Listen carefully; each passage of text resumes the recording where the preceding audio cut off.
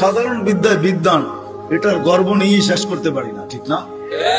যাক, এটা আমার আলোচ্য বিষয় না। আল্লাহ স্বাধীনতা দিছে, যেই কোনো শিক্ষায় শিক্ষিত হইতে পারো, যেই কোনো পেশায় পেশাজীবী হইতে পারো, যেই কোনো সামর্থ্য থাকলে যেই কোনো সোসাইটিতে বাস করতে পারো। মত আদর্শগত স্বাধীনতা দিছে, নাইলে বাক শক্তি দিবে আল্লাহ, আর আপনি লাউড স্পিকার পায়া বলবেন আল্লাহর বিরুদ্ধে, অথচ আকরাবু মিন হাবলিল ওয়ারিদ, আল্লাহ শাহ রগের চেয়েও কাছে।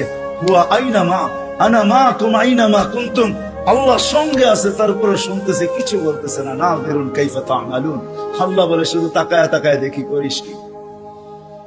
আল্লাহর বিরুদ্ধে টক শোতে বসে আল্লাহর বিরুদ্ধে বলবে, আল্লাহ বলে স্বাধীনতা দিছি তোকে, কিচ্ছু বলবো না, দেখতেছি শুধু করিস কি। কেননা আল্লাহর সীমানার বাহিরে যাওয়ার ক্ষমতা কারো নাই।